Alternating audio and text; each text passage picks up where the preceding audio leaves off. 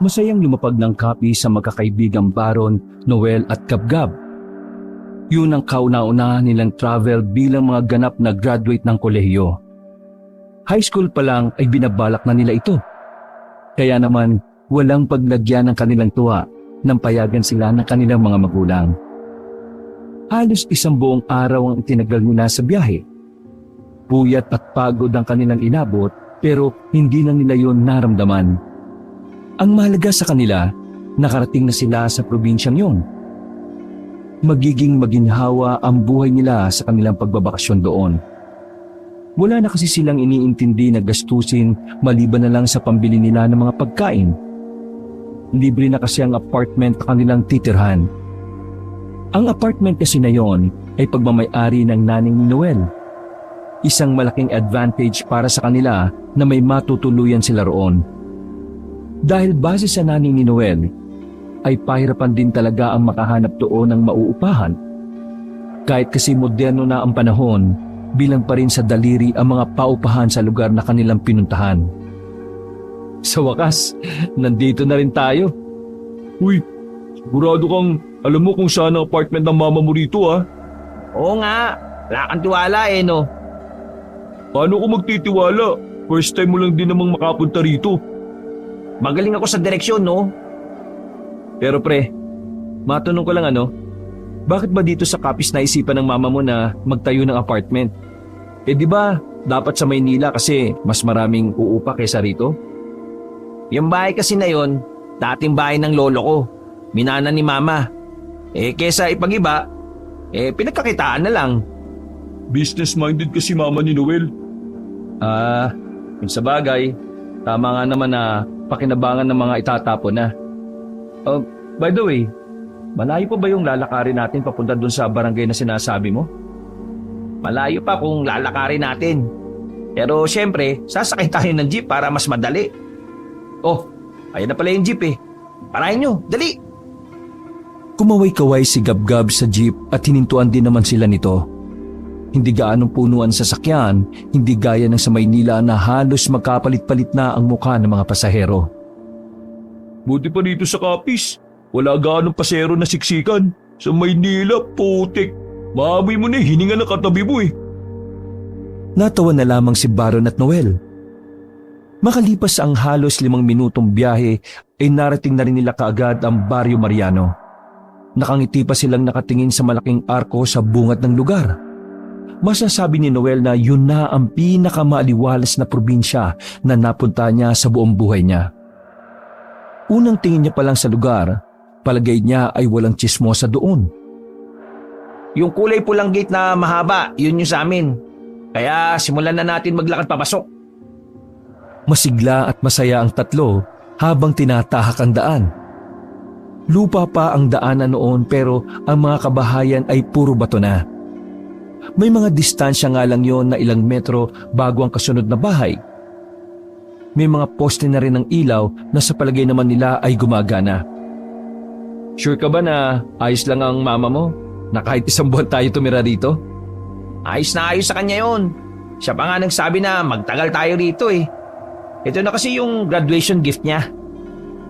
Itong bakasyon natin? Hindi, yung apartment mismo. Gagi. Totoo? Yun na yung apartment? Oo nga mga pre. Kaya nga gustong-gusto kong magpunta rito kasi ako na ang nagmamay-ari nun. Astig! Astig talaga pamilya mo no? Mayaman talaga kayo pre. Hindi naman. Nakakaluwag-luwag lang. Kapag yumaman ka, huwag mo kaming kakalimutan Bakit ko naman kayo kakalimutan mga tropa ko nga kayo. Pero pre, may mga magaganda rin kayong babae dito sa lugar na ito. Yan ang hindi ko pa alam. Pero malalaman natin yan kapag ilang araw na tayong nandito. Ito talaga si Gabgab, puro na lang babae nasa isip. Torpe naman. Pampagana lang naman, para hindi ako maboring. O basta mamaya, magmamasid-masid tayo.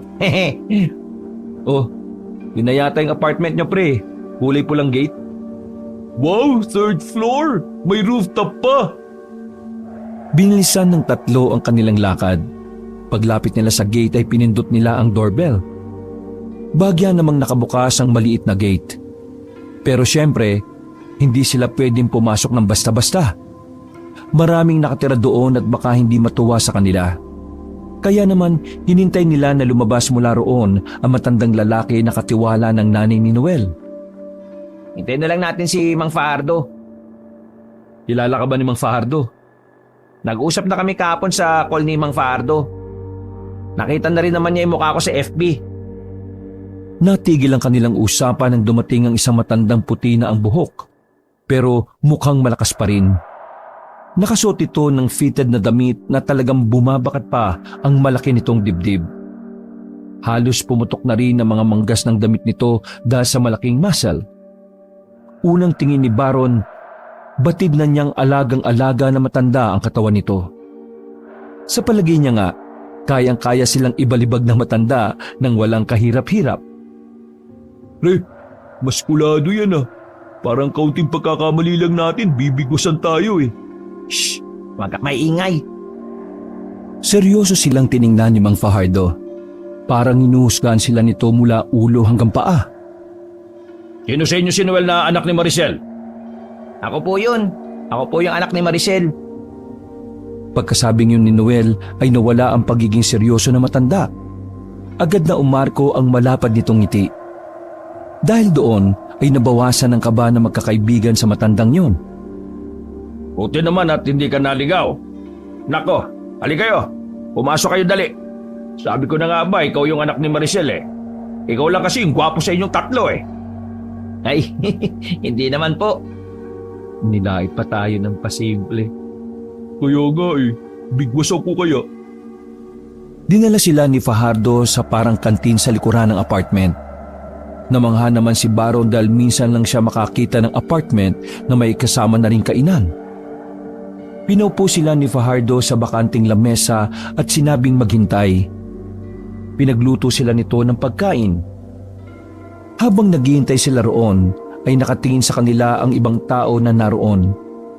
Hindi nila alam kung bakit, pero nakakaramdam sila ng kakaiba sa mga yon. Kaya naman, para mabura ang kung anuman ang iniisip sa kanila ng mga tao roon, minabuting magsalita ni Noel. Magandang hapon po, mga taga Maynila po kami. At hindi po kami tubong Kapis. Hindi po kami taga dito sa Kapis. Tumango lang ang mga taong nakatingin sa kanila. Kalaunan, hindi na rin sila nito tiningnan pa. Nagtaka naman si Baron at Gabgab kung bakit kinailangan pa ni Noel na sabihin yun sa mga tao. Ang sabi sa akin ni Mama kapag pinagtitinginan kayo ng mga tao, sabihin nyo agad na taga Maynila kayo. Kapag kasi hindi sila pamilyar sa inyo, pwede nilang isipin na taga-ibang lugar kayo dito sa Kapis. At ang mga taga-ibang lugar sa Kapis, pinaghihinalaan nilang...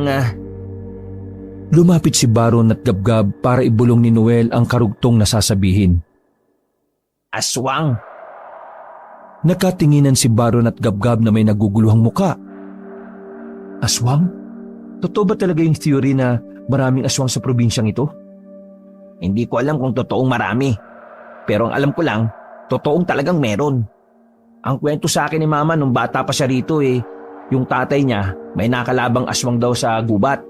Pero di naman daw nila napatay kasi nakaalis ka agad Basta, sabi ni Mama, parang normal lang naman ang mga aswang dito nung araw. Pero base rin naman sa kanya, parang wala na raw yun ngayon. Pero huwag tayong pakampante kasi hindi naman tayo taga dito Mas magandang sigurado tayo. Kung sa bagay pre, yung tsuhin ko rin kasi galing sila rito last year sa Kapis. Pag uwi nila, yung isa nilang kasama nabarang na. So ibig sabihin, marami talagang mga bagay na hindi ka panipaniwala dito na dapat pinaniniwalaan natin para nakakapaganda tayo. Tinapik ni Baron si Gabgab dahil sa tuwa. Minsan lang kasi nila makitang may sense ang sinasabi nito kaya nanibago sila. Mukhang maganda yata tama sa'yo ng utot ng ali sa bus kanina dun sa bayan.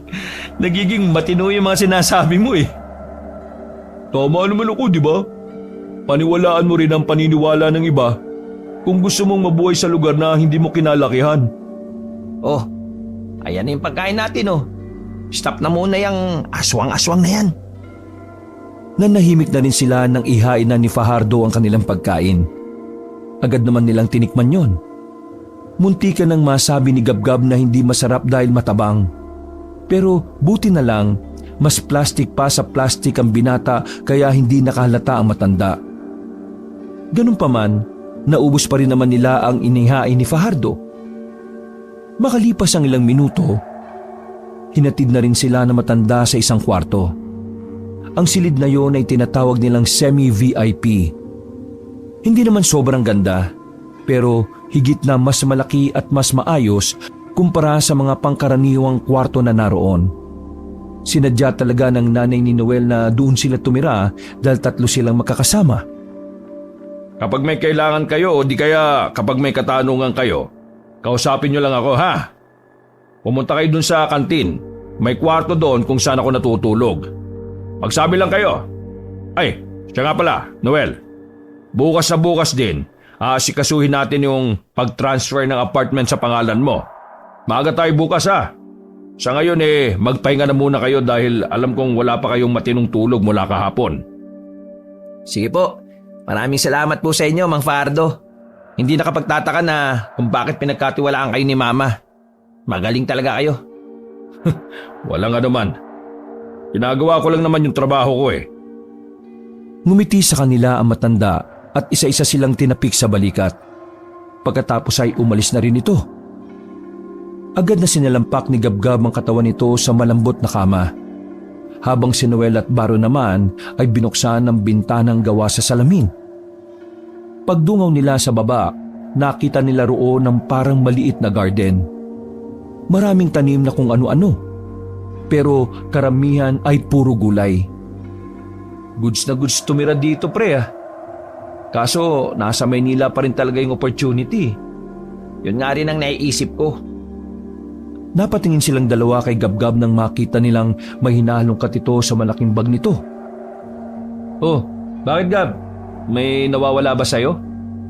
Nang makuha na ni Gabgab ang isang pulseras na yari sa abak, lumapit ito sa kanila at pinakita. Kakateks lang kasi di Mama Sabi niya, iniligay niya ito sa bag ko. Para saan naman yan? Pangontra daw to sa aswang. Naniniwala rin kasi yun sa mga aswang-aswang Kaya nung malaman niya na sa kapis ang bakasyon natin, pumunta agad yun sa Quiapo tapos ayun, binili niya to. Sana all may sweet na Mama. Si Mama nung malaman na magbabakasyon ako rito, ang sabi ba naman niya sa akin wag na daw ako umuwi para mabawas-bawasan yung mga sakit sa ulo sa bahay. Sa bagay, may point naman yung Mama mo. Oo, pointless. Dakong 6:00 na makaramdam ng antok ang 3. Humiga sila sa kanya-kanya nilang kama. Naunang nakatulog si Gabgab at Noel.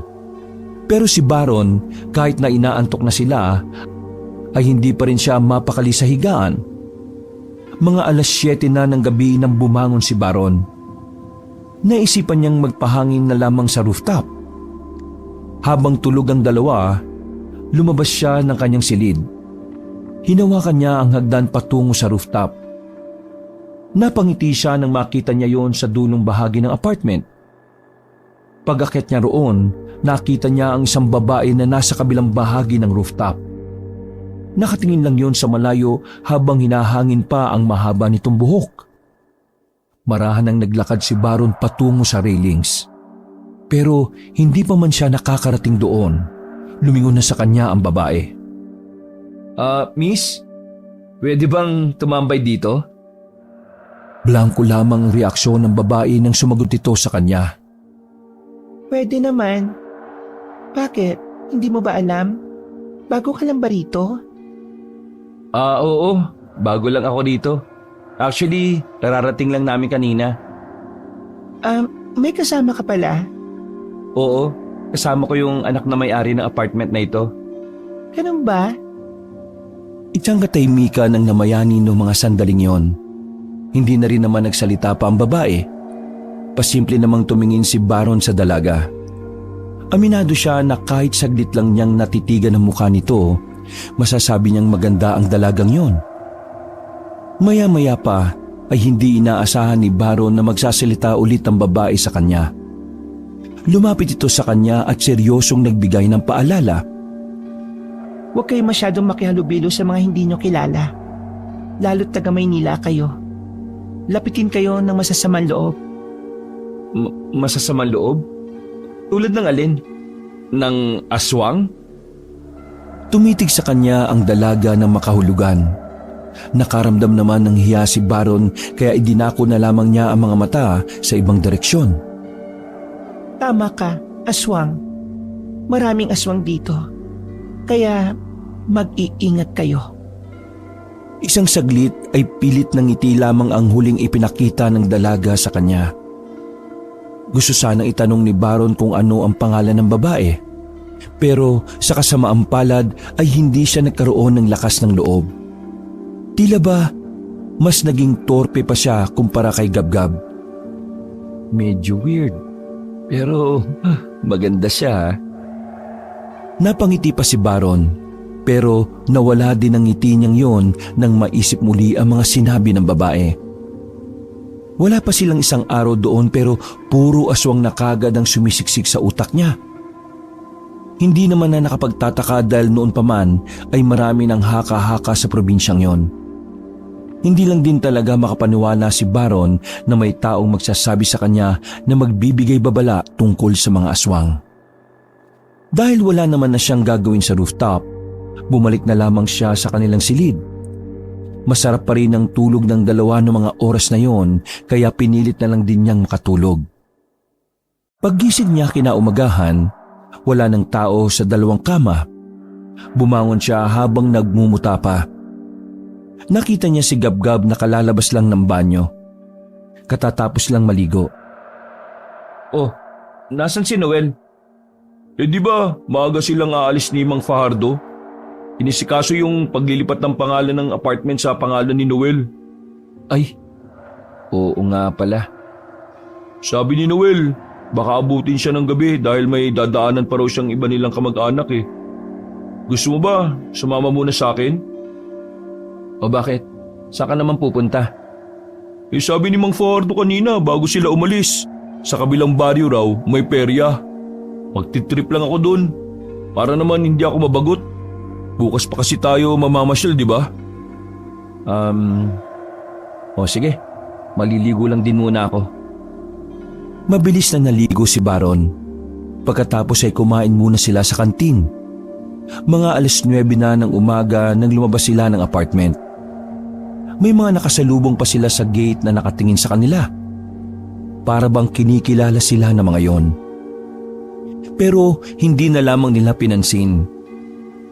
Habang naglalakad patungo sa kabilang baryo, biglang nagbukas ng usapan si Gabgab. Usapan na hindi inakala ni Baron na magiging interesado siya. Pre, narinig mo ba kagabi yung narinig namin ni Noel? Ang alin? Nagising kasi kami bandang 12:00 yata. Tapos, meron kaming narinig na parang may aso na yung, alam mo yun, yung parang nagagalit na aso. Yung umaangil. Oo, yan nga. Narinig namin sa taas eh. I mean, parang sa rooftop nang gagaling. Tingin mo pre, aswang kaya yun? Hindi na muna nakapagsalita si Baron. Sandali itong napaisip. Kahit 50-50 kasi ang paniniwala niya sa mga ganoong bagay, maging siya ay nahihiwagaan din. Isipin na lang din siguro nating aswang, no? Para kahit pa paano, hindi tayo maging kampante. I mean, maging alerto tayo, ganon. Sa kalagitnaan ng kanilang paglalakad, meron silang nakitang matandang babae. Hindi pa naman ito kuba, pero halatang halata ang kabagalan nito sa paglalakad. Hindi naman sana nila yon papansinin, pero bigla na lang sila nitong tinawag. Bilang paggalang ay nilingon nila ang matanda at tinanong, "Bakit tunay?" Ang pangalan ko, Herminia. Pwede niyo ba akong samahan? Samahan po? Saan naman po? Pauwi na kasi ako. Pero hindi ko na matandaan ng dadaanan ko. Nag-uulyanin na kasi ako eh. Sasagot pa sana si Baro nang sandali siyang hilahin ni Gabgab sa gilid. Uy, di ba sinabihan tayo ni Noel na wag muna tayo makikipag-usap sa hindi natin kilala? Ano ginagawa mo? Tingnan mo yung matanda oh, kawawa naman. Mamaya hindi pa yan makauwi, konsensya pa natin. Eh ano naman magagawa mo? Hindi nga natin alam kung nasa nakatira yan eh. Ano ka ba? Huwag natin kausapin yan. Sang-ayon naman si Baron sa sinabi ni Gabgab. Sadyang nangibabaw lang talaga ang awa nito para sa matandang si Herminia. Muli nilang binalikan ang matanda at kinausap. Nay, pasensya na po Hindi rin po kasi kami taga rito eh. Hindi kayo taga rito. Taga saan ba kayo at ano ang ginagawa nyo rito sa Capiz? Ano po eh, Nay, pasensya na po. Nagmamadali po kasi kami. Babay na po. Hinila na ni Gabgab si Baron palayo. Hindi na nito hinayaan na humaba pa ang usapan nila ng matanda. Nang bagyang makalayo na at saka lamang binitiwan ni Gabgab ang kaibigan. Kulit mo no? Sabi mo nang kausapin eh. mukha namang hindi naman yun aswang eh. Eh paano kung aswang yun? Tapos madali ka. Ako, may dala akong pangontra. Eh ikaw, meron ka ba? Hindi na nakapagsalita pa si Baron ng mga sandaling yon. Nakatikim siya ng sermon kay Gabgab. Para hindi na rin humaba pa ang usapan, tinanggap na lamang ni Baron na mali ang ginawa niyang pakikipag-usap sa matanda. Ilang sandali lang ay nakarating na rin sila sa peryahan. Pero dahil maaga pa, hindi pa ganun karami ang tao. Dapat pala gabi tayo pumunta rito para medyo masaya eh. Ayos lang yun. Mas maganda nga ng kote para di siksikan eh.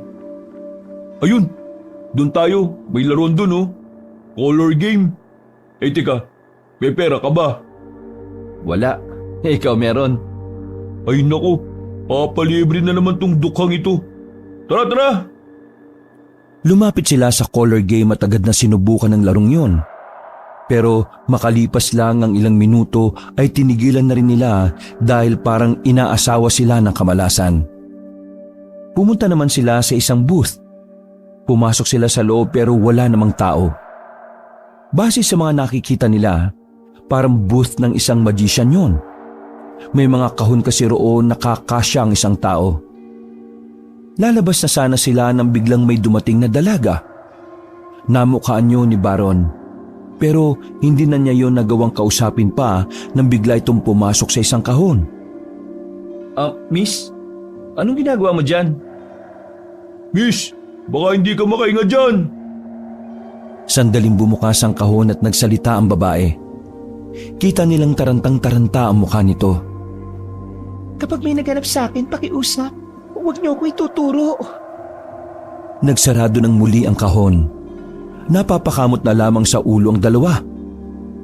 Kilala ko yan pre. Kilala mo? As in? I mean, nakausap ko yan sa rooftop kahapon ng gabi sa apartment. Taga roon din? Gagi. Ayun na yata yung naghahanap sa kanya. Nagpanggap na magician si Baron at umupo pa ito sa harapan ng lamesa. Kinuha pa nito ang sombrero na nakasabit. Habang si Gabgab naman ay nagpanggap na customer na nakaupo din sa harapan ni Baron. Hindi nagtagal, isang matandang mukhang mayaman ang pumasok sa booth. May mga kasama ito mga lalaking nakaitim. Nagkatinginan sila ng matandang lalaki. Hindi nagpakita ng kaba si Baron. Ginawa niyang lahat ng kanyang makakaya para hindi makita ng mga yon kung nasaan ang dalaga. Hindi niya rin alam kung bakit niya yun tinutulungan.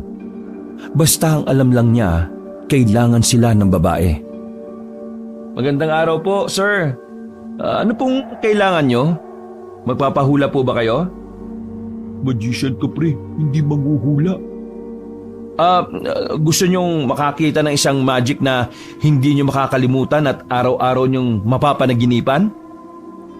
Naglakad ng kaunti ang matanda at nagpakilala ito sa kanila. Magandang araw. Ako si Pael. Kilala ko ng mayayaman dito sa Capiz. Gusto ko lang malaman kung meron bang pumasok na babae rito. Babae? Maraming pumasok na babae rito kanina pero hindi ko alam kung alin doon yung tinutukoy mo. Ano po bang itsura? Hindi nagsalita ang matanda. Dumako ang tingin nito sa mga kahon na naroon. Nakaramdam ng kaba si Baron at Gabgab ng mga sandaling yon. Alam niya na kapag binuksan ng mga yon ang kahon, tapos na ang kanilang pagpapanggap. Buksan niyo ang mga kahon. Baka dyan nakatago ang anak ko. Nasa aktong lalapitan ng mga yon ang kahon nang harangin naman ito ni Baron. Mabuti na lang at nakaisip agad siya ng palusot. Mawalang galang na sir. Pero hindi niyo po ito pwedeng buksan dahil ang mga laman nito ay gamit ko sa pagpe-perform. Isa pa, delikado kung bubuksan niyo ito. Dahil may ilan dyan na hindi pwede sa tao eh. Kinakabahan si Baron sa oras na yon dahil hindi niya alam kung tutugma ba ang sinasabi niya sa kung anuman ang nilalaman ng mga kahon. Pasensya ka na rin. Pero kailangan ko makasiguro na wala nga riyan ang anak ko. Sige na, buksan niyo ang isang kahon at isunod ang iba. Wala nang nagawa si Baron nang hawiin siya ng dalawang lalaki. Inunang buksan ng mga yon ng kahon na katabi ng kahon na pinagtaguan ng dalaga. Pagtanggal nila ng takip, bumungad sa kanila ang malaking sawa na nasa loob. Agad na dumistansya ang dalawang lalaki pero hindi naman nakitaan ng kahit na kaunting takot. Sinabi ko naman po sa inyo na delikadong bubuksan pa yung mga kahon eh. Mabuti na lang nasa mood yung sawa ko. Kasi kung hindi, baka nangisay na silang dalawa. Bumuntong hininga ang matanda. Baka sa mukha nito ang labis na pagkadismaya. Pasensya na sa abala. Sige, aalis na kami. Maraming salamat sa inyong pag-intindi. Ilang minuto pag-alis ng mga yon ay saka lamang lumabas ang babae sa kahon. Ang babae na rin ang nagbalik ng sawa sa lagayan nito. Hindi ka ba natuklaw ng sawa? O wala bang sawa sa pinagtataguan mo? Meron pero hindi naman ako natakot. Di ba ikaw yung nakausap ko sa rooftop kagabi? Pwede ko bang malaman kung sino ang mga yon? Sabi nung matanda anak ka daw niya eh. Hindi ko siya kaano-ano. Sinabi niya lang yun para isuko niyo ako sa kanya. Pero maraming salamat ha. Kailangan ko nang umalis dahil baka bumalik sila rito. Teka, sandali. Ano bang pangalan mo? Lonica. Nagmamadaling umalis ang dalaga. Naiwang may ngiti sa mukha si Baron. Pero si Gabgab, tahimik lang sa gilid habang namumutla. Pre, huy, ayos ka lang ba dyan? Ano problema? Pre, Bakit nga? Nakatingin lang si Gabgab sa pulseras nito na may palawit na kulay itim na bato. yung bato pre, kulay itim. Bakit kulay itim yan? Di ba kulay pula yan kagabi? Ang sabi sa akin ni mama kagabi, kapag daw bigla itong naging kulay itim, ibig sabihin may aswang na nasa paligid. Teka. Sinasabi mo bang aswang yung matanda kanina? Hindi sigurado pero baka siguro, oo. Nagtayuan ang mga balahibo ni Baron sa kanilang napagtanto. Kung aswang ang mga yon, ibig sabihin nasa panganib yung babae. Baka kaya siya hinahabol kasi gagawin siyang alay. Kailangan natin siyang tulungan. Hindi tayo pwedeng makialam. Nandito tayo para magsaya at mag-relax eh. Kung ano man yung iniisip mo pre please lang tigilan mo na yan. Baka malagay pa sa alanganin ng mga buhay natin eh. Napailing na lamang si Baron. Alam niyang tama naman si Gabgab. Isang malaking katangahan na ilagay nila ang sarili nila sa panganib para sa isang babaeng hindi naman nila kilala. Ganun pa man, may parte pa rin ng utak niya na nag-aalala para sa babaeng si Lonica. Uwi na tayo. Baka paghinalaan tayo ng mga kaninang nandito. Bilis, tara na! Hindi na sila nagsayang pa ng pagkakataon at dali-dali na silang umalis sa peryahan. Kabado silang naglakad pabalik ng apartment. Pagdating nila roon, nakita nila ang matandang si Herminia sa gate ng kanilang bahay. Hindi nila alam kung ano ang ginagawa ni Herminia roon. Pero hindi na lamang nila yung pinansin. Wala pa si Noel noong mga sandaling yon, kaya mas pinili na lamang nilang manatili na lang muna sa loob ng kanilang silid. Sumapit ang kinagabihan, dumating na rin si Noel kasama si Mang Fajardo. Pagpasok pa lang ni Noel sa kanilang silid ay agad nilang kinuwento ang nangyari. Kinagulat naman ni Noel ang kanyang nalaman. Ano? Nakatagpo kayo ng mga aswang? Yun ang sabi ni Gabgab eh. Maniwala ka sa akin, Noel. Kanina, habang nasa booth kami, nagkulay itim yung bato nitong pulseras ko. Kahit itanong mo pa kay Baron. Totoo sinasabi niya. At alam mo kung anong twist? Yung babaeng hinahabol ng hinihinala naming aswang ay nakita ko dito sa rooftop kagabi. Hindi ko sure kung dito rin siya nangungupahan Pero para makasiguro, hingin mo na lang kay Mang Fajardo yung mga listahan ng mga nakatira rito. Naniniwala naman ako sa inyo Kung dito nangungupahan ng babaeng yon, kailangan ko siyang palisin dito bago pa madama yung mga taong nakatira dito sa apartment. Pre, hindi ko inakala na magiging ganito ang unang araw natin dito. Gusto niyo ba umuwi na lang tayo? Wag. Masasayang ang effort natin. Ang gawin na lang natin magsawalang bahala tayo. Kunwari, wala tayong alam. Bukas na bukas, mamasyal agad tayo para kahit na papaano makalimot tayo. Nung gabing yon, hindi na nakakain ng maayos ang magkakaibigan. Pansin na pansin yun ni Mang Fajardo habang nasa kantin sila. Nilapitan sila na matanda. Sinamaan sila nito sa lamesa. Para bang alam ni Mang Fajardo kung ano ang mga tumatakbo sa isipan nila. Mukhang may gumugulo sa isipan niyo, mga iho. Wala naman Alam ko kung ano yan. Kaya kung tapos na kayo kumain, sumunod kayo sa akin. Nagkatinginan ng tatlong binata. Nahiwagaan sila sa sinabi ng matanda at sa kung papaano ito umiti sa kanila na makahulugan. Naunang naglakad sa kanila si Mang Fajardo. Sumunod naman din sila kaagad. Sa likuran ng kantin, merong iskinita roon na hindi alam ng tatlo kung saan patungo.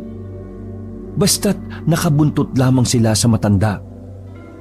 Medyo namangha si Baron sa mga oras na yon dahil para silang dumadaan sa isang maze.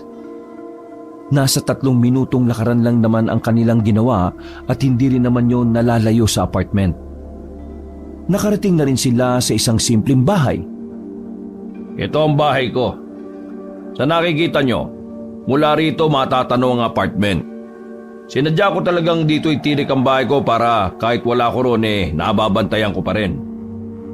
Buong akala ko po kasi sa apartment na rin kayo nakatira Halika, pumasok na kayo. Total nandito na rin naman kayo sa probinsyang ito at alam kong punong-puno na katanungan ng inyong utak.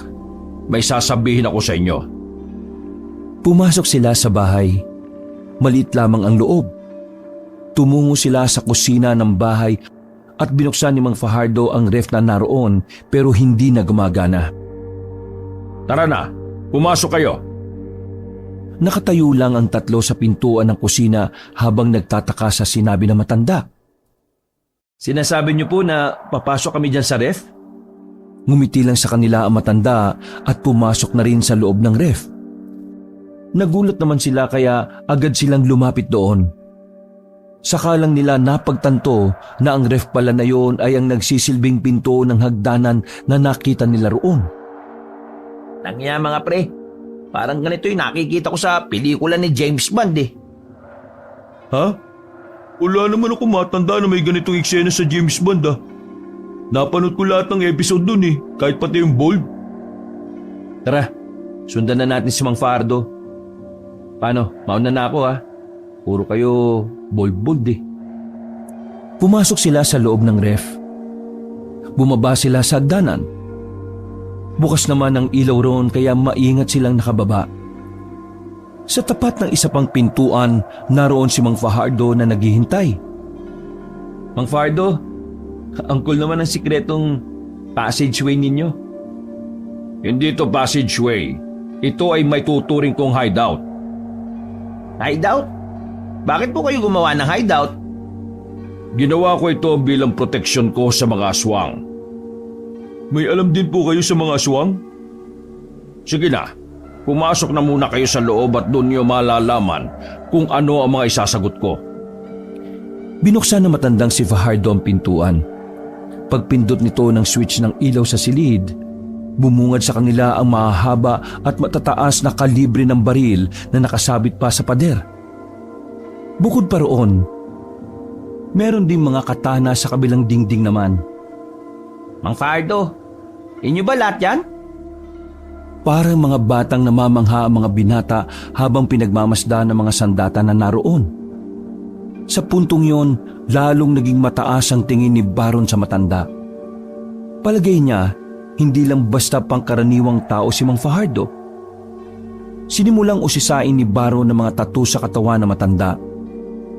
May nakita siya roong mga palatandaan na marka mula sa kulungan. Dahil doon, naisip agad ni Baron na may background nga siguro si Mang Fajardo pagdating sa paghawak o paggamit ng mga armas na yon.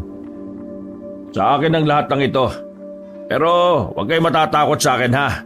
Hindi naman kasi ako gumagamit ng baril at katana kung tao lang ang kalabang ko. Kaya-kaya ko naman silang iuntog sa mga muscle ko eh. Saan niyo naman po ito ginagamit? Naglakad ang matanda sa harapan ng mga nakasabit na katana. Kumuha ito ng isa at pinagmasdang maigi ang talim. Sa mga aswang. Ibig po ba nitong sabihin, may alam din kayo sa mga aswang? Oo. Sa katunayan, may mga hinahunting akong aswang kapag may libre akong oras. Alam nyo kasi, may mga aswang talaga dito. Pero hindi na sila yung mga tipikal na aswang na makikita nyo sa mga bundok. Ang mga aswang dito, parang mga tao na rin. Mayayaman, may pinag-aralan, matatalino at higit sa lahat, may mga impluwensya sa politika. Tungkol po sa aswang, may nakadaupang palad po kami na aswang, Mang Fajardo. Nakuha ni Baron ng atensyon ng matanda, kaya agad itong lumapit sa kanya. Anong mga itsura ng mga aswang na yon? Nakilala nyo ba? Mukha po silang mayayaman eh. Tapos, yung isang matanda, parang boss nilang lahat. Hinahabol nila yung babae na may pangalang Lonica. Yung Lonica po na yon, unang nakausap ni Baron sa rooftop ng apartment. May nakatira po bang Lonica sa apartment, Mang Fajardo? 7 babae lang ang naninirahan sa apartment. At lahat ng yun ay kilala ko. Maliban na lang dyan sa Lonica na yan. Mga pre, di kaya hindi naman talaga siya nakatira sa apartment? Nagkibit balikat na lamang si Baron at Gabgab. Pareho silang mga walang ideya kung sino at taga saan nga ba ang babaeng yon. Gayunpaman, isa lang ang nasisiguro ni Baron. Nasa alanganin ng buhay ng dalagang yon. Ito ang tatandaan nyo ha. Wag na kayo makikihalubilo sa mga aswang. Kapag nalaman nila na hindi kayo taga rito, baka maging mainit kayo sa paningin nila. Paano naman namin malalaman kung aswang yung kaharap namin? Kapag patag ang ibabaw ng kanilang labi, ibig sabihin nun aswang ang kaharap ninyo. Huwag na kayo mag-alala, tutulungan tayo ng pulseras ko. Ito rin ang nagsabi sa akin na aswang yung nakasagupa namin eh. Itong kulay pula na bato, kapag naging kulay itim, ibig sabihin may aswang sa paligid. Yun naman pala eh. Di wala na tayong magiging problema. Umiwas na kayo sa mga aswang para wala kayong problema. Hanggat hindi nila tayo pinupuntirya, hindi natin sila kakalabanin. Naintindihan niyo ba ako? Tumangulang ang magkakaibigan. Matapos ipaliwanag sa kanila ni Mang Fajardo ang lahat ng dapat nilang malaman, ay umalis na rin sila roon. Nangako sila na walang kahit na sino ang maaaring makaalam ng lihim ng matanda. Nang makabalik na sila sa apartment, hindi pa rin makapaniwala si Baron sa lahat ng kanilang nalaman. Namangha pa rin siya dahil para sa kanya, kulang datingan ni Mang Fajardo. Bigla na lang niyang pinangarap na sana magamit niya ang isa sa mga baril na matanda. Makalipas ang ilang araw, sa awa ng Diyos ay wala namang masamang nangyari sa magkakaibigan. Sinunod kasi nila ang mga paalala ni Mang Fajardo. Naging masaya ang mga nagdaang araw dahil kung saan-saang lugar sila namasyal. Hindi rin nila pinalagpas sa mga ilog na natatagpuan nila, lalo na kapag nakikita nila na may mga babaeng naliligo doon. Oh, nag-enjoy ba kayo sa pinuntahan natin? Malamang, enjoy na enjoy.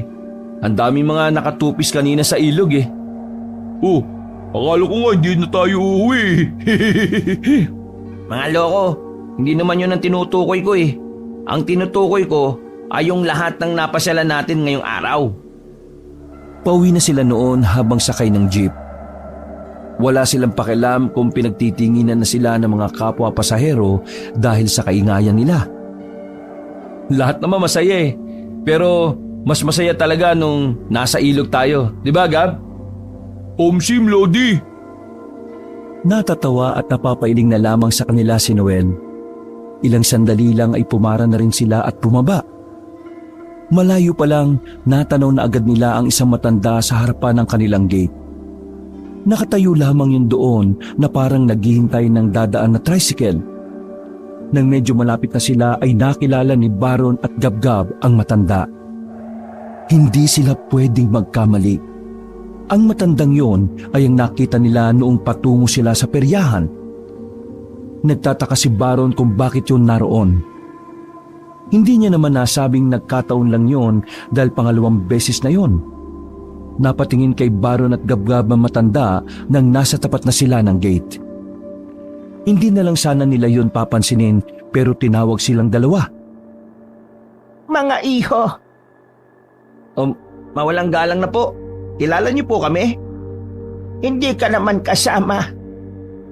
Parang napaya si Noel kaya nanahimik na lamang ito habang kumakamot ng ulo. Magandang hapon po, Nay. Ano pong ginagawa niyo rito? Taga rito rin ba kayo sa Barangay Mariano? Hindi.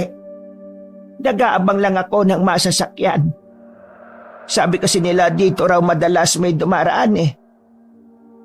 Mga iho, pwede niyo ba akong tulungan? Tulungan? Ano po ba yun? Bako ko sabihin, gusto ko lang ipaalam sa inyo na hindi ako masamang tao. Wala lang talaga akong malapitan na tulong. Alam ko pong hindi ako kasali pero gusto ko lang pong malaman kung anong klase ng tulong ba ang gusto ninyo. Tumingin na matandang si Herminia kay Noel nang makahulugan. Parang kinurot ang puso nito nang makitang tila naging malungkot ang mga mata ng matandang si Herminia.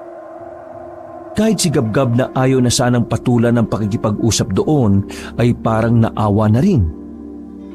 Ano po bang problema, Nay? May sakit ang apo ko.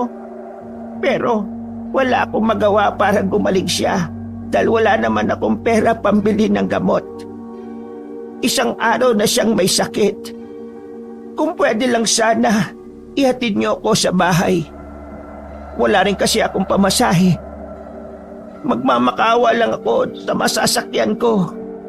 At bukod pa roon, hindi magawang maasikaso ang apo ko dahil mabilis din naman akong mapagod. Nahihirapan na rin akong kumilos-kilos. Nagkatinginan ng tatlong magkakaibigan. Parang nag-uusap sila sa pamamagitan ng mga tinginan nila. Sa huli, hindi na sila nakatiis pa.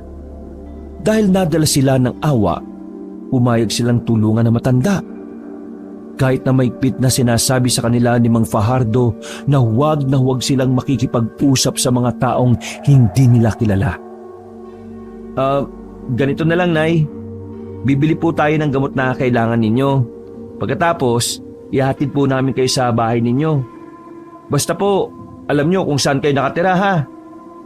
Huwag kayong mag-alala. Naalala ko na kung saan ako nakatira. Kayong ang dalawa ay naalala ko na eh. Pero itong isa, hindi ko to kilala. Huwag po kayo mag-alala, Nay. Hindi ko rin po kayo kilala. Uy! Para kang timang. Nay, tara na ho. Bili na ho tayo ng gamot.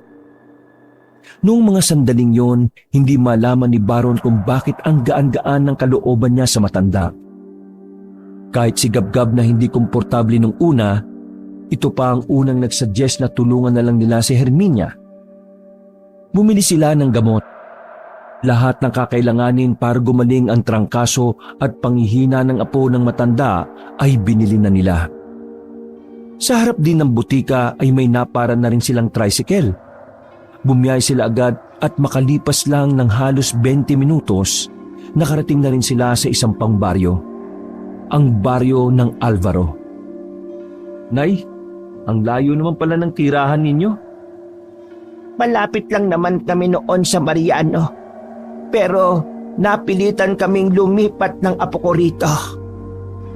Pumasok sila sa baryo. Wala namang pagkakaiba ang baryo ng Alvaro kumpara sa baryo ng Mariano. Pareho lang naman din ang mga tao. May mga kabahayan na rin na nagsasabay na rin sa pagiging moderno. Malapit na ang pista rito.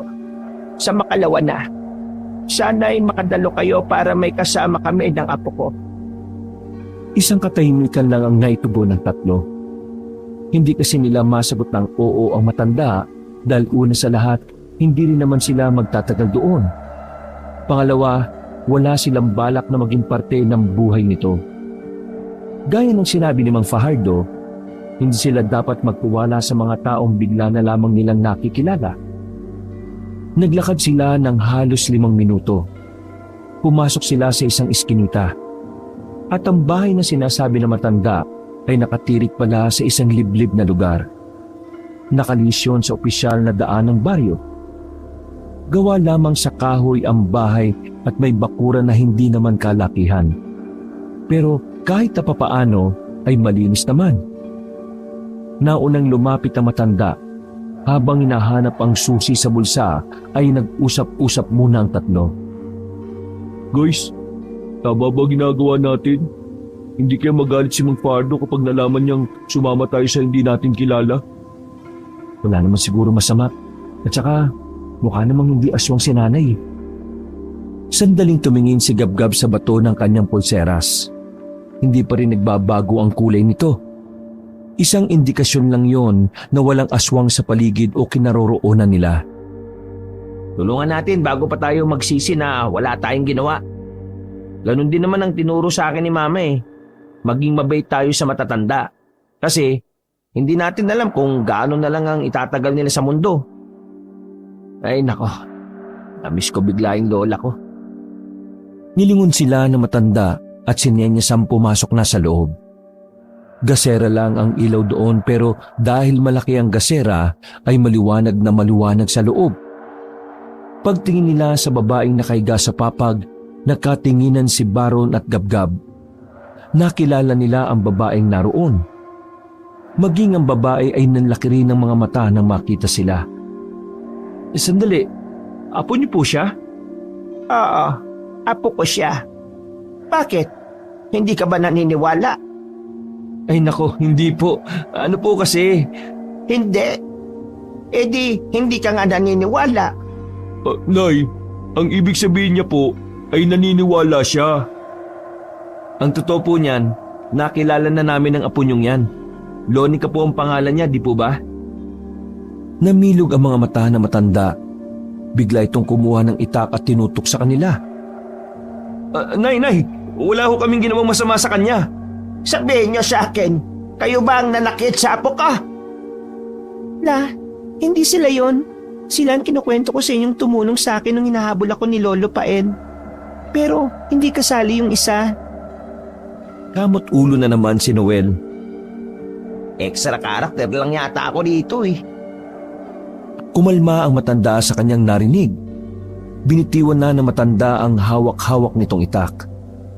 Nakahinga naman ng maluwag ang tatlong binata. Hindi ko alam kung paanong nakilala niyo si Lola. Pero maraming salamat kasi dinala niyo siya rito. Ang totoo niyan, nag-uulyanin na si Lola. Madalas siyang nawawala rito. Kung sino-sino na lang ang naghahatid sa kanya. Kaya sobrang salamat talaga. Magandang loob kayong iuwi siya. Walang anuman. May binili pala kaming mga gamot para sa'yo. Para gumaling ka na kaagad. Kung hindi niyo mamasamain, sino ba talaga mga humahabol sa'yo? Ayos lang naman kung hindi mo sasagutin ha. Sandaling nagkatinginan si Lonica at ang matandang si Herminia. Sumenya sa matandang babae sa apo nito. Hindi ko alam kung maniniwala kayo o hindi. Pero mga aswang ang mga humahabol sa akin. Aswang si Lolo Pael. Yung matandang mayaman na nakita nyo nung nasa perya kayo. Kung ganun bakit kanila hinahabol? Negosyante rin ang lola ko. Pero noong malugi siya, lumapit siya kay Lolo Pael. Isang kilalang mayaman dito sa Capiz. Binenta niya ako sa matandang yon para masalba ulit ng lolo ko ang negosyo niya. Pero sa kasamaang palad, namatay siya sa sakit sa puso. Habang ako naman, tuluyan na ako napunta sa kamay ni Lolo Pael. Ang akala ko noon, ipapakasal ako sa apo niya. Pero nalaman ko kalaunan na mga aswang pala sila. At gagawin nila akong alay sa pagdiriwang nila ng ika-100 anibersaryo ng samahan nila. Ang samahan ng mga aswang dito sa Capiz. Sa hindi maipaliwanag na dahilan, ay agad na nagtayuan ng mga balahibo ni Baron. Kitang-kita rin sa mukha ng mga kaibigan niya na nababahala rin ng mga ito. Napalunok ng laway si Baron dahil sa kilabot. Pinigpawisan din siya bigla ng malamig. Tumakas ako sa kanila. Pero pagbalik ko kay Lola, naging makakalimutin na siya dahil halos 2 taon din akong nawala. Nang mawala ako sa mansyon ni Lolo Pael, hinahanap nila ako. Kung saan-saan kami lumipat ni Lola para lang hindi nila kami mahanap. Yang si Lonica, pinilit niyang dumiskarte ng pera para sa amin. Pero sadyang mahirap ang buhay para sa amin. Kaya ayan, nagkasakit siya sa kakagala at sobrang pagod. Pero ang mas pinag-aalala ko ay ang mga aswang na pinamumunuan ni Pael. Alam ko na hinahanap na nila si Lonica. Ayaw kong makuha nila ang apo ko. Hindi ako papayag kahit napatayin pa nila ako ng paulit-ulit. Ang apo ko na lang ang natitira kong yaman. Siya na lang ang dahilan kung bakit gusto ko pang mabuhay. Nakaramdam ang magkaibigan ng kirot sa puso. Kaya bago pa sila maiyak, sinubukan na ni Noel muling ibalik ang usapan sa mga aswang. Kung aswang sila at tinahanap nila itong apo ninyo, pwede po namin kayong tulungan. Opo, tama po si Noel. Magsasalita pa sana si Noel nang hilahin sila ni Gabgab sandali palabas ng bahay. Nang nasa bakuran na sila, ay agad na tinutulan ni Gabgab ang gustong mangyari ni Noel at Baron. Ano mong ginagawa nyo? Akala ko ba hindi natin ilalagay sa alanganin ang mga buhay natin? Narinig nyo naman ang sinabi ng babae, di ba? Mayaman yung aswang na naghahanap sa kanila. Ibig sabihin, madali lang nila tayong mahahanap sakaling makialam tayo. Ano bang nangyayari sa inyo? Ano ka ba, pre? Hindi ka ba naawa sa matanda? Nandun na nga tayo sa awa, pre. Pero isipin mo rin na dapat nagre-relax lang tayo. Dapat nagsasaya tayo. Tapos gusto nyong ganito mangyari? Hindi naman sa ayaw kung tumulong sa matanda at saka dun sa babae. Pero isipin nyo rin naman ang mga sarili ninyo. Ngayong alam na natin na totoo ang mga aswang, sapat ng dahilan yung para malaman din natin na maaari tayong mamatay sa ginagawa ninyo. Makakatulog ka ba sa gabi kapag nalaman mong namatay yung matanda at si Lonica naman ay ginawang alay tapos wala kang ginawa? Na dapat may magagawa ka naman sana? At ako ngayon ang kinokonsensya nyo. Ang iniisip ko lang naman ay ang kaligtasan natin, mga pre. Hindi tayo makakalaban dito. Hindi ko kayo basta kinokontra lang, ha. Alalahanin nyo rin ang mga pangarap natin na pwedeng mawala kapag napahamak tayo. Hindi kaya ng konsensya ko na iwan lang sila, pre. Bahala kayo. Basta ako, hindi ako sasama sa gusto nyong mangyari, ha. Uwi na ako. Huy, Gab! Hayaan mo siya, pre. Huwag na natin siyang pilitin. May punto naman siya, Pero palagay ko talaga, may dahilan kung bakit nakita natin si Nanay Hermenia. Bumalik na sila sa loob. Muli nilang kinausap ang maglola. Nakakwentuhan nila yun ng kung ano-anong bagay. Sa sarap ng kanilang kwentuhan, hindi na rin nila namalayan na lumalalim na pala ang gabi. Ang mabuti pa, dumito na muna kayo ngayong gabi. wala na rin naman kayong masasakyan. Ayos lang po ba sa inyong may lalaki rito sa bahay ninyo? Wala namang problema. Ang isipin nyo na lang paraan naman ito ng pasasalamat. Mahirap rin kasi. Baka mamaya may makasalubong kayong aswang. Malalakas pa naman ang amoy ng mga aswang kaya malalaman nila na taga Manila kayo. Dakong 11:00 na ng gabi, naglatag na rin ng banig ang matanda sa sahig.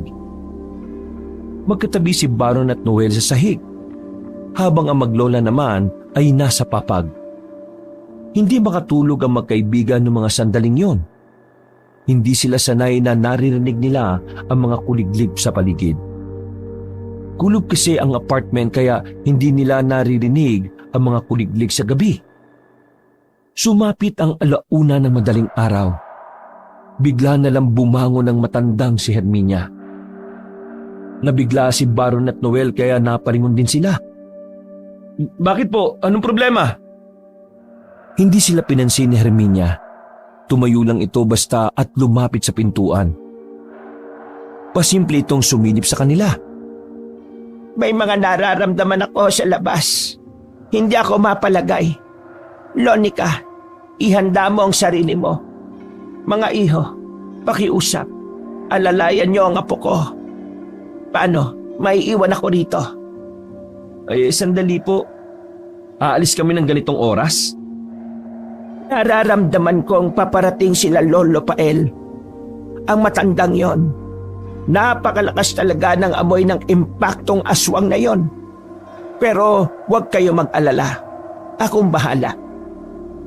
Kinuha ng matanda ang nakasabit na itak.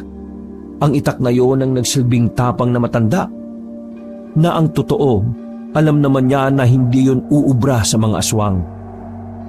Bago sila lumabas, bigla na lang bumukas ang pinto. Sinipa yun ng kung sinong nasa labas. Maya-maya pa, biglang pumasok ang isang matanda na nakasuot ng magarang damit. Pagsilip naman ni Baron at Noel sa labas, naroon na ang mga aswang na hindi pangkaraniwan ng mga muka. Nakakatakot, nakakakilabot, at nakakapanayo ng balahibo ang sandaling yon para kay Baron at Noel. Dahil sa puntong yon, malapit na nilang makita ang mga lehitimong aswang sa kapis. Herminia, akala ko patay ka na. Pero buhay ka pa pala. At nagawa mo pa talagang itago sa akin si Lonica. Ano mo ba na kasalanan yan para sa akin? Layuan mo ang apo ko. Ang asawa ko ang singilin mo at hindi itong apo ko na walang kamalay-malay. Huwag niyong idamay ang apo ko sa kalokohan ninyong mga aswang. Isang malakas na sampalagad ang tinamo ng matandang si Herminia. Nagulat sila Baron sa kanilang nakita. Agad namang nilapitan ni Lonica ang kanyang lola kahit na nahihilo pa ang dalaga. Parang awa niyo na. Huwag niyong sasaktan ng lola ko. Hindi ko naman sasaktan ng lola mo. Kung hindi lang siya makulit. Lonica, sumama ka na sa akin. Hindi ako sasama. Pakiusap po. Lubayan niyo na po ako at hayaan niyo na po ako mabuhay ng payapa. Hindi pwede. Malapit na ang ika-100 anibersaryo ng mga aswang. Kaya dapat na naroon ka dahil ikaw ang magiging alay. Wag! Natigil ang sasabihin ng pinuno ng mga aswang dahil sa sinabi ni Baron. Salubong ang kilay nitong nakatingin kay Baron. Agad namang kinabahan si Noel para sa kaligtasan nila. Kainis naman to. Nanahimik ka na lang sana eh. At sino ka namang hampas lupa para putulin ang pagsasalita ng pinuno ng mga aswang? Ako si Baron. Wala akong pakialam sa pangalan mo. Lumapit ang isang aswang na mahaba ang dila. Dinakma nito si Baron palapit kay Pael. Walang ano-ano, sinikmura ng matanda ang binata. Hindi makapaniwala si Baron na kahit matanda na yon ay malakas pa rin yung sumuntok. Sa katunayan, muntika na siyang hindi makahinga. Tama. Naalala na kita. Ikaw yung siraulong magician sa perya nung hinahanap namin si Lonica, no? Pambihira.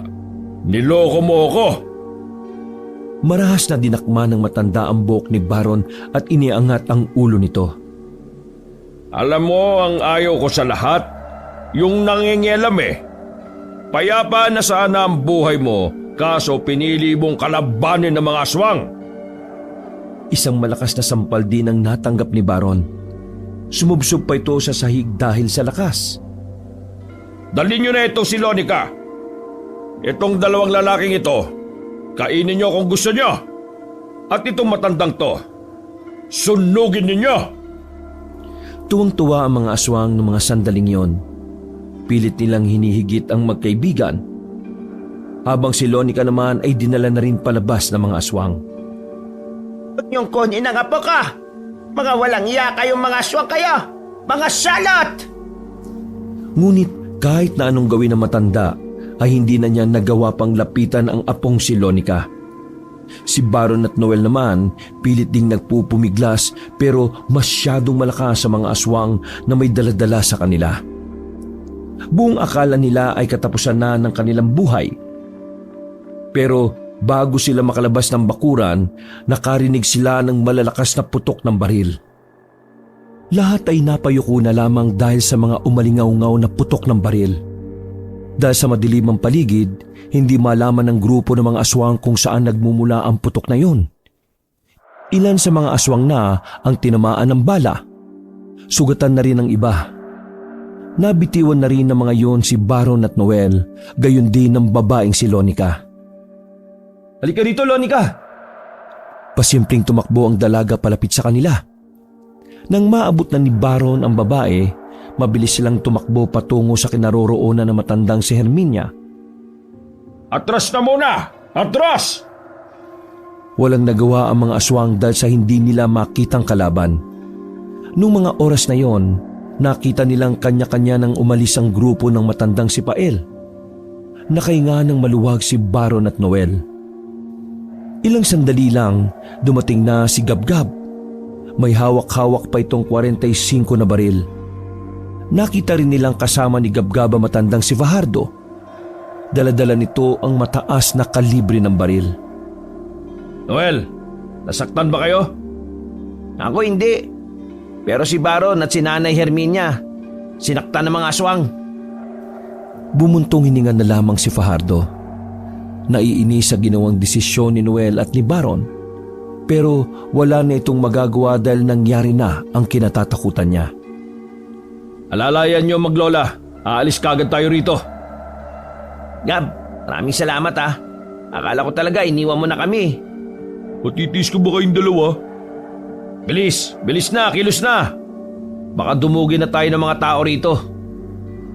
Wala silang sinayang na segundo.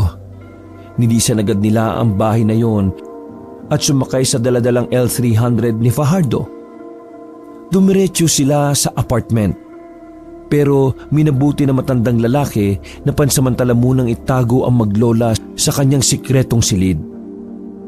Noong naroon na sila, ay kinuwento ng dalaga kay Fajardo ang mga nangyayari.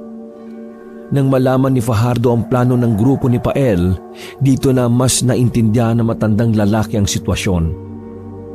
Di ka lang basta iaalis sa anibersaryo nila. Matagal ko nang nabasa sa aklat ng propesiya ng tatay ko noon ang ganyang binabalak nila. Sa gabi ng pista ng mga aswang, isang babaeng berhen ang iaalay nila sa Diyos nila. Ang dugo ng babae ay ihahalo nila sa dugo ng kanilang pinuno na namayapa na. Gagawa sila ng dugo na kapag sinalin sa katawan ng tao, magiging aswang na rin ang magiging biktima nila. Kilala ko si Pael. Mayamang aswang siya. Lahat gagawin niya para maging normal na lang ang mga aswang dito sa Capiz. Isa ako sa mga taong hindi papayag na mangyari yun. Kaya naman, ikaw, dalaga, hindi ka na muna pwedeng umalis rito hanggat hindi ko sinasabi, ha? Kapag nakuha ka nila, malaking problema ang mangyayari. Kaya makinig ka sa akin. Pero ang lola ko, Dito na rin muna siya. Babantayan kayo ng 3 binatang ito. Nang may paliwanag na ni Fajardo ang mga bagay-bagay sa maglola, ay si Baron at Noel naman ang pinagtuunan ng matandang lalaki. Nakatikim ng sermon ng dalawa dahil sa padalos-dalos ang desisyon ng mga ito. Nang dahil kasi roon, malabo nang maging payapa ang kanilang pagbabakasyon. Pasensya na po. Ako talaga ang may gusto na tulungan niyo maglola. Maraming namatay sa pagiging madamdamin. Pero wala na tayong magagawa. Nandyan na yan eh. Kung iuwi na lang kaya natin sila sa Manila. Malabo niyong magawa yan. Mayamang aswang si Pael. Halos lahat ng pier dito may koneksyon siya. Maging sa airport din. Kaya bago pa kayo makaalis, may sasalubong na agad sa inyo roon. Ano po bang pwede natin gawin? Kainis naman oh. Ito kasing dalawang kulit eh. Pati tuloy tayo, problemado. Ang tanging paraan lang para matigil ito, patayin ng mga aswang. Sa sinabing yon ni Fajardo, na-imagine agad ni Baron ang panganib na pwede nilang kaharapin. Dahil kasi sa mga nangyari sa bahay nila Lonica, napatunayan ni Baron sa kanyang sarili na hindi nga talaga pangkaraniwang kalaban ng mga aswang. Para sa mga katulad nilang wala namang alam sa mga ganoong bagay, batid ni Baron na wala silang binatbat sa mga nilalang na yon. Binalikan ng tatlo ang maglola sa sikretong silid ni Fajardo. Ang matandang lalaki naman ay nagtungo sa apartment para doon ay magbantay. Naabutan nilang tulog na ang matandang si Herminia, habang si Lonica naman ay gising pa rin. Bumaba na rin ang init ng katawan nito, pero medyo nahihilo pa rin dahil sa pagkabigla sa mga kaganapan. Maraming salamat sa tulong ninyo. Habang buhay kong tatanawin na utang na loob ang ginawa ninyo. Pasensya na rin kung nagiging pabigat kami at kung nalalagay pa sa peligro ang mga buhay ninyo. Ayos lang yon. Ginagawa lang din naman namin kung ano ang sinasabi ng kalooban namin. Ngumiti lang ng malapad sa kanila ang dalaga. Maya-maya pa ay pumunta na rin ito sa silid at natulog katabi na matanda. Naiwan naman sa maliit na sala ang tatlo at doon na lang din sila natulog. Kinabukasan ng umaga, nagising sila dahil sa paulit-ulit na pagtunog ng cellphone ni Noel. Sinagot niya yun at nalamang si Fajardo ang tumatawag. Pinapapunta sila nito sa apartment. Agad din namang nagtungo ang magkakaibigan kahit wala pa silang mumug-mumug. Habang paakyat sila sa hagdanan, rinig nila ang ibang nangungupahan na may pinag-uusapan. Sa pagkakarinig nila, marami daw di umano ang mga katawan ng tao ang natagpuang nakahandusay sa magkakaibang parte ng Barrio Mariano. Dali-dali silang umakyat ng rooftop kung saan naroon ang matandang si Fajardo. Narinig niyo na siguro kung ano ang ginawa ng mga aswang. Totoo bang may mga natagpuang bangkay dito sa Barrio Mariano? Ugali ng mga aswang na kapag hindi sila nakaganti sa mga kalaban nila, kung sino-sino na lang ang papaslangin nila. Kung ano man ang mga narinig nyo, ayon ang pangatlong nangyari dito sa baryo natin. Yung una at pangalawa, nangyari noong 2001. Pero sa panahon na yan, mas maraming bangkay ng tao ang mga natagpuan sa kung saan-saan dito. Literal na massacre. Alam niyo ba kung bakit? Napatay ang isa sa opisyal ng samahan ng mga aswang at hindi man lang sila nakabawi. Dahil yung pumatay, nagpatiwakal din. Tumango-tango na lang ang magkakaibigan habang nakikinig. Ang pinupunto ko, na ganon sila kabangis. Nakaramdam na matinding kaba si Baron dahil namukha na silang dalawa ni Noel na mga aswang. Hindi malabong pati sila ay paslangin na lang din bigla. Ayaw ko pang mamatay. May naisip na po ba kayong plano para hindi kami mamatay? Kaya niyo ba akong samahan sa naiisip kong plano? Nagkatinginan silang tatlo. Kahit na alam nilang delikado ang gagawin nila, ay hindi sila nag-alinlangan pa na sabayan ang trip ni Fajardo. Nang sumapit ang gabi, naganda na sila para sa kanilang gagawin. Pupuntahan nila ang baryo kung saan naroon ang grupo ni Pael. Handang-handa na sila noong mga oras na yon. may tag-iisa na silang baril. Pero palabas pa lang sila ng bahay ni Fajardo, naramdaman na agad nila na may mga matang nakatingin sa kanila mula sa kadiliman. Guys, nagkukulay itim itong bato na pulseras ko. Ibig sabihin, may mga aswang na sa paligid natin. Yung maglola, alalayan nyo. Hindi na rin tayo ligtas dito sa bahay ko. Kailangan na nating umalis dito. Sige po, ako na pong bahala sa kanila. Halos 3 minuto muna silang nakiramdam sa kanilang paligid. Maya-maya pa, narinig na lang nila ang mga yabag ng paa na tumatapak sa mga tuyong dahon. Hinanda na nila ang mga hawak nilang baril. Nang may lumitaw na aswang sa may likuran ng puno ng papaya, agad nila itong pinaputukan. Dito na rin nagsimula ang kaguluhan. Lonica, dito lang kayo sa akin ha, kahit na anong mangyari. Lakad na! Bilis! Langya, ngayon lang ako nakahawak ng baril eh. Paano ba to? Kalabitin mo lang yung gatilyo tapos tutok mo sa kanila. Habang naglalakad sila, ay pinagbababaril na nila ang mga aswang na nararamdaman nila sa paligid. Hindi na nakatiis pa si Gabgab.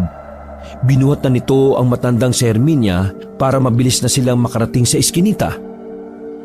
Bilisan nyo! Nasa harapan ng sasakyan! Dali! Dali! Nang makarating na sila sa apartment ay nakita pa sila ng ibang nangungupahan. Naguguluhan ng mga yon kung bakit may mga hawak silang baril. Mabuti na lang ay may kadiliman na ang parting dinaanan nila kaya hindi sila nakilala ng mga yon. Bilis! Sakay na! Diyos ko! Ang babagal! Sandali lang, kita mo nang uugod-ugod ng tao eh. Nakasakay naman sila ng sasakyan noong mga oras na yon. Hindi na rin sila nagawa pang habulin ng mga aswang sa hindi nila maalamang dahilan. Pero kahit na natakasan nila ang mga aswang, hindi pa rin maiwasan ni Baron na hindi matakot para sa kaligtasan nila. Pakiramdam niya, kahit saan siguro sila magtago ay mahanap at mahanap sila ng mga aswang. Hindi niya inakala na ganun pala talaga kabangis at kahirap kalaban ang mga salot na nilalang. Wala na akong ibang alam na pupunta. Isa lang ang bahay ko. Pero ngayon, alam na nila yon. Hindi na tayo ligtas doon. Pasigaw na sabi ni Fajardo sa butas sa likuran nito para marinig siya ng mga tao sa loob ng sasakyan. Meron akong bahay na pwede natin puntahan. Pwede niyo po bang ituro sa amin yon? Hindi ko na maalala eh. Bumuntong hininga na lamang sila dahil sa pagkadismaya. Naalala nila na nag-uulyanin na nga pala ang matandang si Herminia. Isang mahabang katahimikan ang namayani sa loob ng sasakyan. Kahit na inaantok, hindi nila magawang umidlip man lang. Nababahala sila na baka kapag pumikit sila, nasa harapan na nila ang mga aswang sa kanilang pagdilat. Samantala, nang makalayo-layo na sila sa baryo ng Mariano, ay inihinto na muna ni Fajardo ang sasakyan sa medyo tagong lugar. Hindi tayo pwedeng bumiyahe ng ganitong oras. Hintay na lang natin ng liwanag dahil mas mahina ang mga aswang kapag umaga. Sa ngayon, matulog na muna kayong maglola. Kayong tatlo, kung kayo nyo akong samahan sa pagbabantay ay mas okay. Pero kung inaantok kayo, pwede na rin kayo matulog. Magbabantay ako. Hindi ako makakatulog kakaisip sa mga aswang na yan eh. Ako rin. Eh di magbabantay na rin ako. Maraming salamat talaga sa inyo. Hindi ko alam kung ano ang gagawin namin kung wala kayo. Saka na kayo magpasalamat kapag nakaalis na tayo ng Capiz. Bukas ng umaga, susubukan kong gawa ng paraan na makaalis kayo. Ako talaga ang punot dulo ng lahat ng ito eh. Siguro kung wala ako, walang ganitong problema eh. Ano ka bang bata ka? Hindi mo kasalanan kung gusto ka nilang ialay. Wala kang kasalanan na po. Lahat ng nangyayari ngayon ay kasalanan ng mga aswang. Kasalanan ni Pael. Kaya dapat lang na siya ang magbayad sa lahat ng ginagawa niyang kasamaan. Tama ang lola mo. Hindi mo dapat sinisisi ang sarili mo. Ang mahalaga ngayon, nandito kami para tulungan kayo. Pero, bakit niyo kami tinutulungan ni Lola? Kung tutuusin hindi nyo naman kami kakilala. Nalalagay lang sa peligro ang mga buhay ninyo dahil sa amin. Ngumiti na malapad si Baron. Hinawakan nito ang payat na balikat ng babae at saka nagsalita. Dahil deserve niyong mabuhay at itong sinisigaw ng mga puso namin. Sandaling nakatinginan si Baron at Lonica. Natigilan lang yon ng awatin na sila ni Gabgab. Sus, galawang hukag itong si Tukmul na to. Sige na, iha. Patulog na muna kayo ng lola mo. Naiwan sa labas ng sasakyan sila Baron. Umupo na lamang sila sa batuhan na naroon. Hindi nila binitiwan ang mga hawak na baril.